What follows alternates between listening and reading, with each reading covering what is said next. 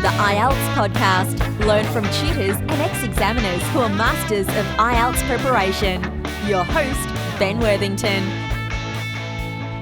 How to plan your academic IELTS Task 1 writing. Hello there, my name is Ben Worthington, and in this tutorial we will specifically look at a strategy for planning your academic IELTS Task 1 writing. So grab a pen, and in this episode Daphne is going to be with us.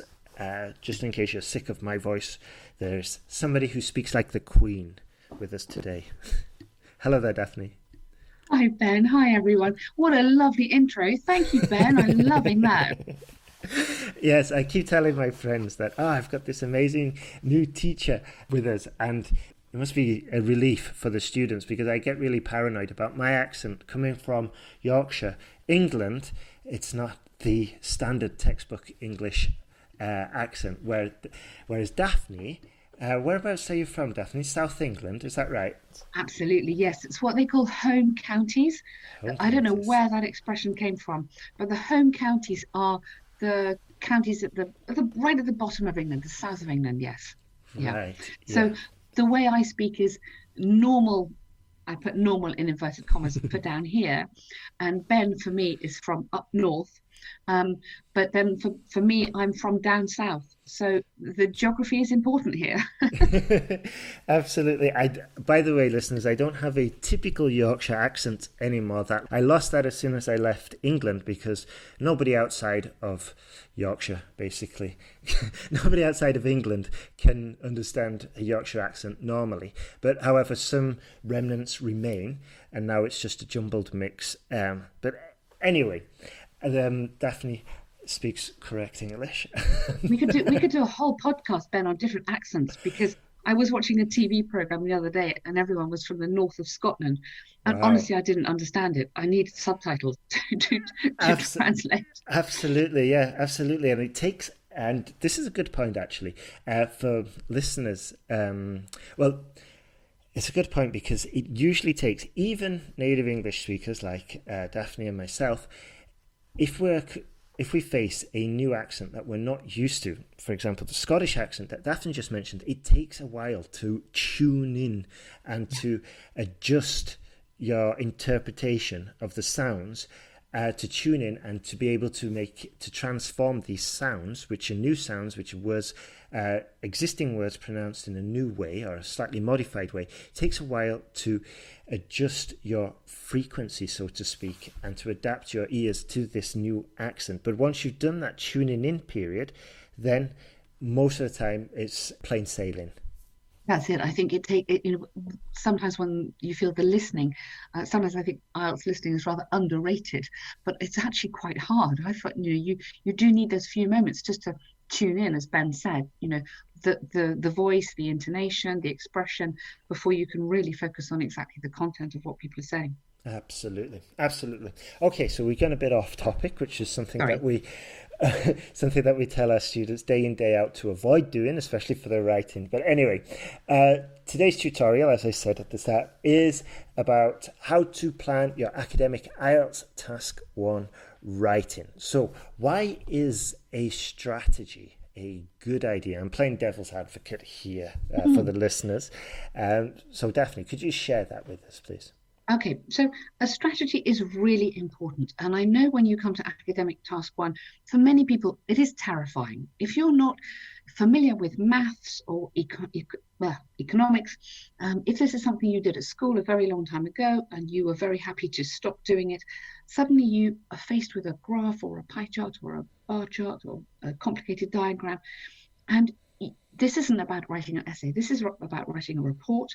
You have 20 minutes and you have to write efficiently and accurately so that your answer will have maximum impact and the chance for the best possible result.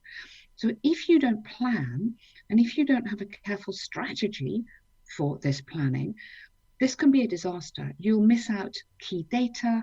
You might misinterpret what the chart's trying to tell you. So this whole having a strategy for planning is really important, and it will help you just build your confidence for this task. Absolutely. And in this tutorial, it's going to not only are we going to give you the whole strategy, but we're going to we're going to guide you as to what you should look for when you see the graph or the pie chart or the flow chart or the table. We're going to explain how this planning works, okay? And finally, we're going to help you build your confidence with regards to meeting and ideally exceeding the criteria for the IELTS test. So sometimes I hear that, sometimes a student might say, I don't have time to plan for IELTS Academic Task 1. What would you say to that, and why would you say that's a bad idea or a bad thought? I have this real thing about planning, and so many students say to me, "Oh, I don't need to plan. I'm fine with this. Planning's a waste of time." And it's one of these things that really gets me very frustrated. And I take a deep breath and I say, planning is the most important thing you can do, not only in your task 2, where we maybe talk about it more, but also in your task 1 as well. These few minutes, this strategy for planning will save you time. This will just make sure that when you start writing, you know exactly what you're doing. You're going to write the right answer to the right question. So even though we say the recommended time for task 1 is 20 minutes, and you think, okay, that's fine, I'm just going to go for it. In those 3-4 minutes, you are saving time, and you're going to save time because, firstly, you'll know what to write. If you know what to write, the rest is easy. Mm-hmm. And if you plan, you won't waste time deciding what to write next. You won't get to that stage where you've written 3 great sentences and then you think, oh, I need another 50 words, because you'll know what you're going to say next. Absolutely. And you can get into flow where you're just like in the writing process rather than having to check back. You can just focus the next 15 minutes on purely writing, which makes it a lot easier. And there's just one phrase actually, is it failing to plan is planning to fail, which is just a common maxim, I think, maybe from the US or from the UK, but it's definitely applies to the writing task for both task 1 and task 2. I think that's worth repeating, Ben. I think that's really good. Can you say that again slowly? Failing to plan is planning to fail, basically. Yeah, and there's another one as well that, what is it? My friend used to say, because he used to work at Morrison's in the UK, which is a big supermarket. And what was it? Proper planning prevents poor performance. There's another. Yeah, he always used to say that. Anyway, I think that he got that from the corporate office. But anyway, let's go. How does a student plan? Yeah. So what you need to do is take a pencil. Take a pencil and you need to write down a few notes. So this isn't just planning in your head, which a lot of people say, oh yeah, it's fine, I planned it in my head, I'm fine. You need that pencil and you need to make some notes. And these notes will be the guide towards your actual answer. So you take these 3-4 minutes to do the planning, and then remember, it's very quick to write 150 words if you know what you're going to say. Absolutely. Yeah. And also, I would definitely spend a good 3 or 4 minutes just to re-emphasize what Daphne said before. And really, as I said in previous tutorials, that if you struggle with interpreting the graph or choosing the information, I know this is a very common pain point for students, then you really need to isolate this specific pain point and work on this one. So look at graph after graph after graph and try just specifically developing this habit of grouping the information or of choosing the information. And in this, the next stage of this tutorial, we're going to look at a 5-point strategy. And actually, this strategy, we're going to suggest, obviously, you practice this as much as you can. But Ben's just given us a really good point there.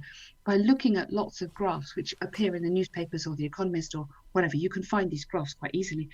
practice this strategy so that when it comes to this exam, you're going to be really confident. You'll have done it loads of times before. You'll think, yeah, it'll become automatic for you. Absolutely. What's number?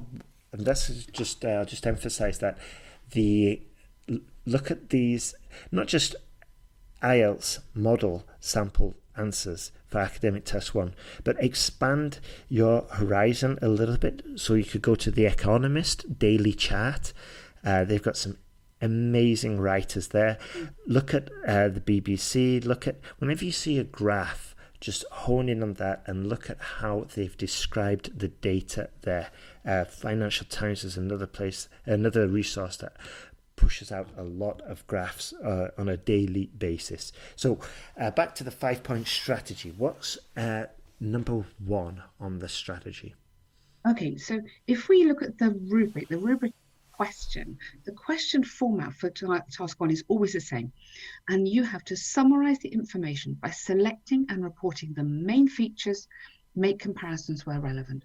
So it's just worth spending a second just thinking about that. Selecting and reporting the main features and making comparisons.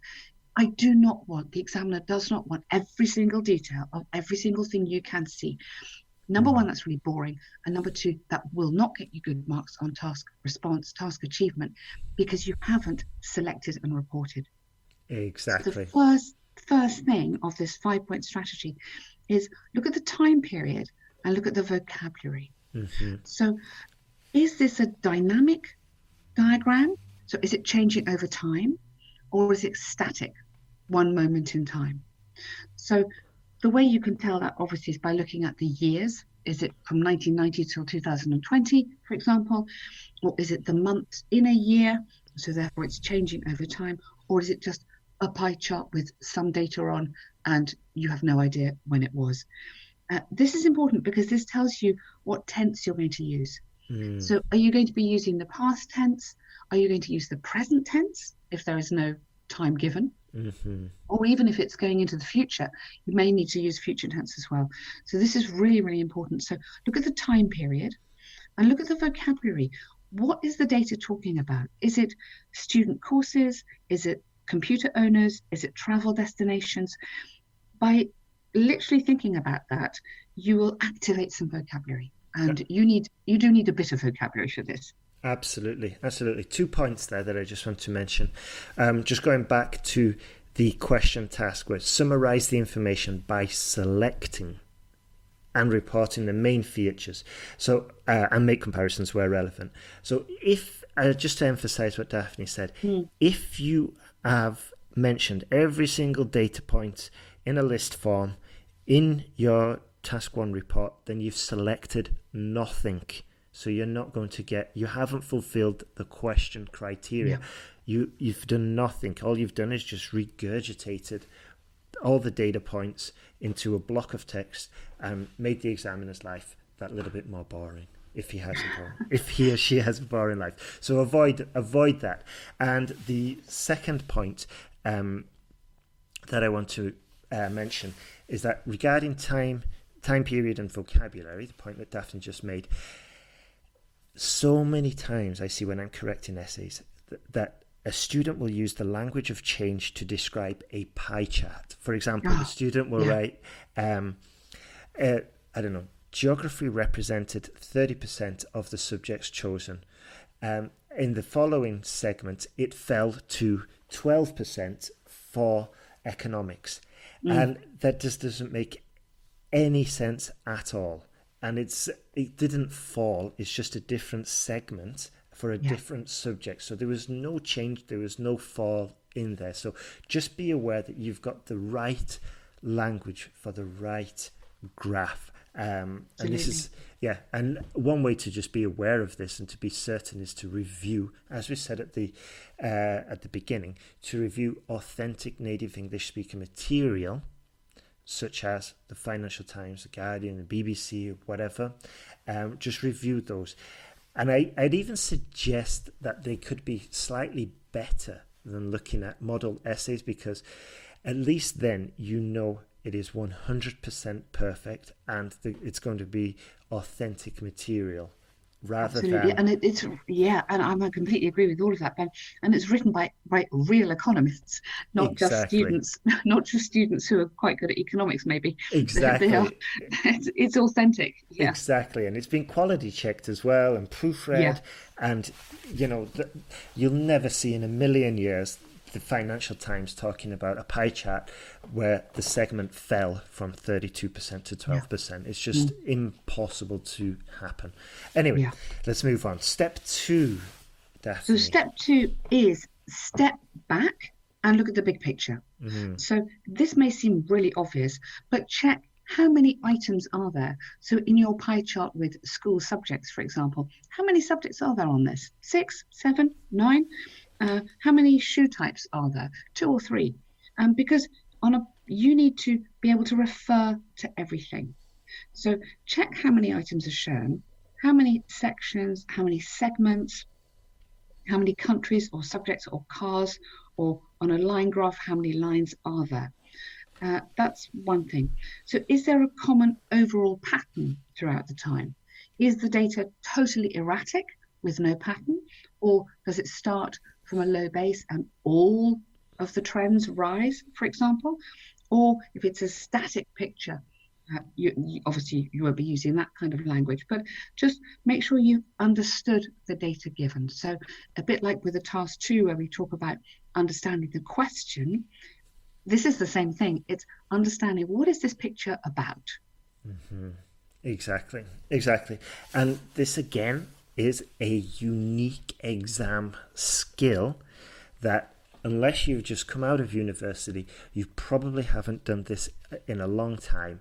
And it really is unique to IELTS. So it's if you're struggling with this, just be aware that it's not only the language component, a language skill that you need to develop. It's also an exam specific skill that you need to develop. And as Daphne said, stepping back and maybe even just moving a meter away and holding the chart up from a distance and squinting your eyes just to blur it, like what's the big thing there that pops out. And as Daphne mentioned as well, I just want to restate this, that even if the graph doesn't have a unique pattern, even if no pattern doesn't pop out, that is the pattern. The pattern is that there is no pattern.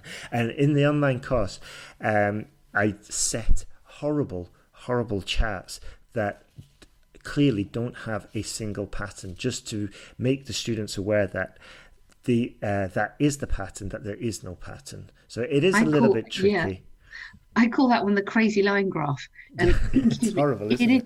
It is a crazy line graph. But as Ben said, the big picture is that there is no overall pattern, and it's okay to say that. You don't have to pretend there is one. Exactly. So yeah, let's move on to step 3. Okay, so step 3, this is decide which points to include, and this is where you need your pencil. And for me, this is what I do when I'm correcting, and it really helps.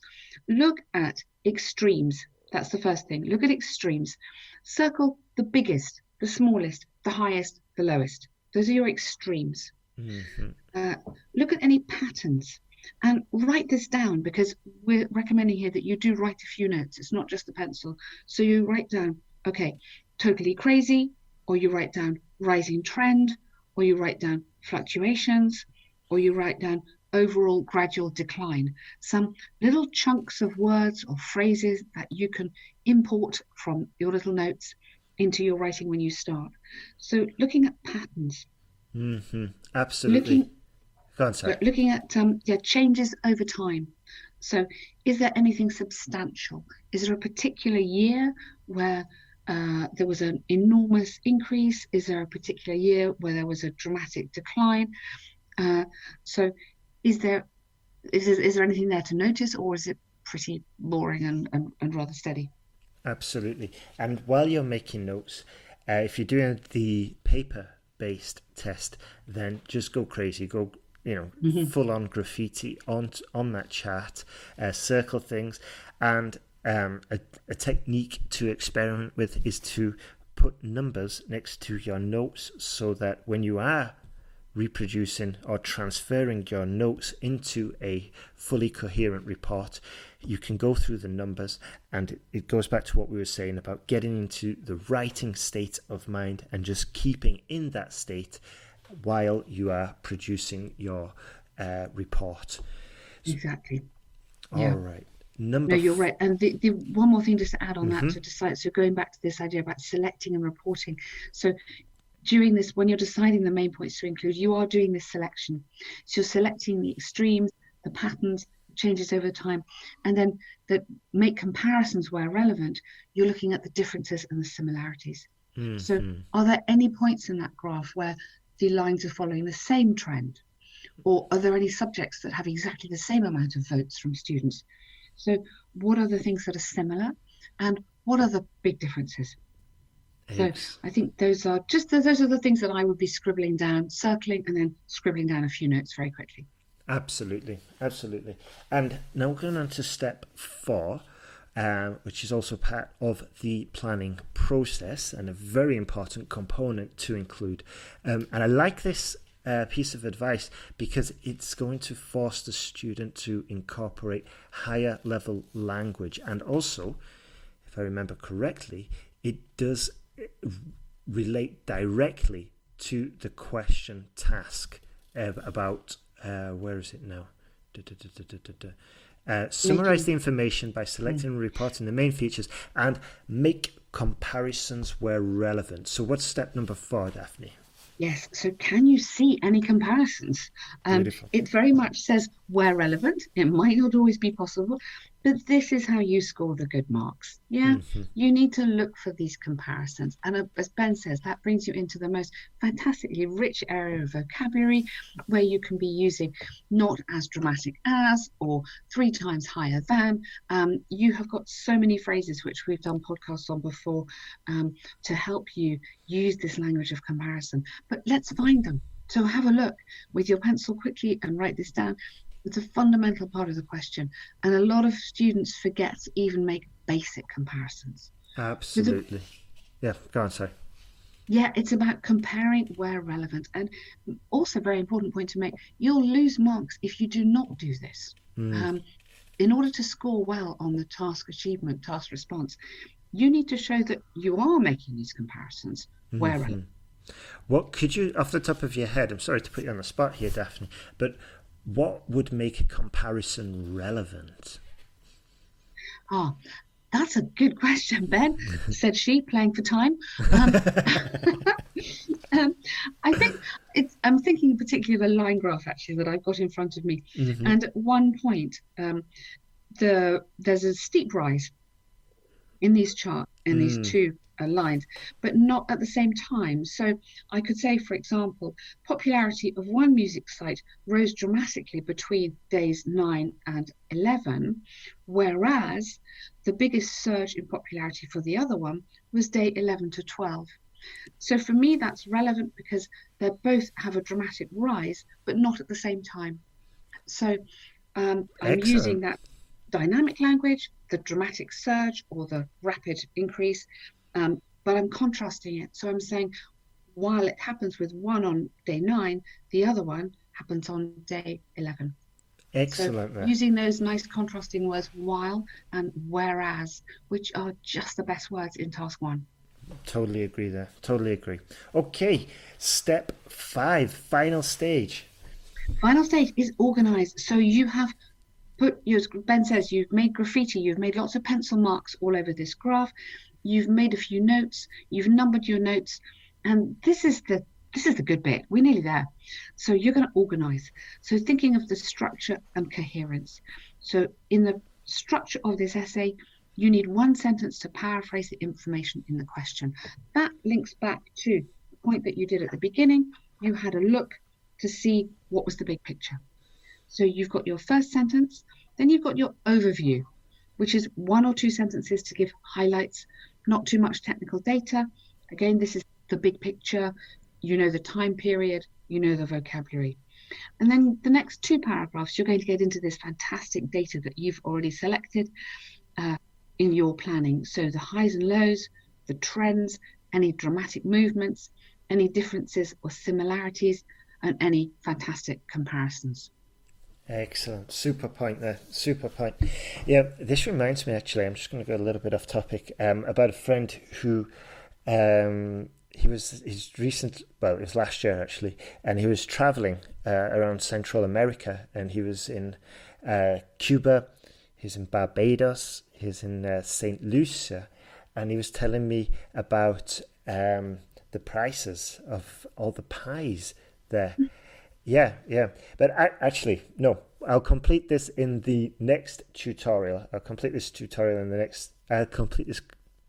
little story, anecdote in the next tutorial. I've been waiting a long time to actually share this, and it just popped into my mind now. Sorry to go a little bit off topic there. It's sounding very obscure, Ben, and I'm longing to hear the end of the story. I've been itching to tell you this story for a long time, so I'm going to break it up and stretch it out. So let's just, before we finish, let's just review this 5-point strategy. So number one is time period and vocabulary. So look at the time period, look at the vocabulary you're going to need. Excellent. Number 2 is step back and see the big picture. So although it may seem obvious, how many items are on here? So what is it actually talking about? Excellent. Number 3 is where you need your pencil, and you're going to start making some very quick notes and number the notes. What are the extremes? The patterns, the changes over time, the differences and similarities, and write these down. This is your planning. Excellent. It feels like bingo, this. Number 4. Can you make any comparisons? Because if you can make comparisons, you will be answering the question fully. Compare when relevant. Look at anything you could compare, or contrast, obviously. Excellent. And number 5 is organize. So you've made these notes, you've got pencils everywhere. Now you need to get the data. If you've written numbers by it, that's even better. Get the data into your paragraph, into your answer, sorry. So this is when you're going to organize your notes and then start writing. Super. Okay, thank you very much for that, Daphne. Remember, students, if you are still struggling with that, we can and we love giving feedback. So just go to IELTSPodcast.com. Or if you're in China, you can just go to the WeChat mini app we have, which is BW English IELTS Podcast, and you can buy your feedback from the app. What happens is you purchase it. This is a similar process on the website. You purchase it. We send you the question. Then you write down the question or your answer to the question, and then you send it in as an attachment, as a Microsoft Word attachment or a Google Doc, whatever, or just a copy paste in your email. We review it. We tell you where you're going wrong, where you're going right. We tell you how to improve it. And then we send you all this feedback back to you within 24 hours so you can continue the improvement and feedback process. So it's very straightforward, and we do this for Academic Task 1 and for Academic Task 2. And in the online course, it's built into the course, and it's a little bit more meticulous because we give you specific exercises to complete. I just wanted to mention that because we get a lot of students who do ask about the online course. The online course, as I said, has the essay corrections and feedback built into it. And it's basically a case of watch the tutorials, write your essay, send it to us, we review it, we send it back to you with all our feedback, you implement those improvements, you watch more tutorials, and then you write another essay, send it to us, and so on and so forth. And this is basically the feedback and improvement, positive feedback loop that we've set up in place. So that's everything from Daphne and myself. Thank you very much for listening. And remember, as I said, you can get feedback to improve faster at the site. You can download the app where you get the transcript for all these tutorials that we are sharing. And the biggest difference, just one final point, between the tutorials here that we offer for free on the website and online and the course is that in the course we go into more detail. We give you detailed feedback. We've also got the forum now so you can ask questions. It's just a little bit more intense, And obviously as well, as you hopefully know, we offer the guarantee that you will improve. So if you've got your test coming up and you don't want to fail again, or you don't want to fail, or if you want to just pass first time, then have a look at IELTSPodcast.com. So thank you for listening. Any last points there, Daphne, before we finish? No, thank you, everybody. I think, I completely agree with Ben. I think the whole feedback improvement system that we work with is brilliant. I correct a lot of your essays. It's fantastic to engage with so many of you. And it's really, really exciting when you can see that improvement. It's just brilliant. So I recommend that. And good luck, everyone, with your preparation. Yeah, I just mentioned before we go, that is a very valid point there, that it is exciting as a tutor when you find the first essay that you get and you're like, it's all right, but there's definitely potential there. And you send back your corrections. The students watching the tutorials, working through the course, and then the next essay. And sometimes it's like a whole band score improvement, or more common, maybe a half a band score, and you're like, wow, this student has potential to go on further if you keep on improving like that. Okay, that's everything from us. For the third time I said it, but that's everything. Honestly and truly, we are finishing. Good luck with your IELTS preparation. Bye-bye. Bye, everyone.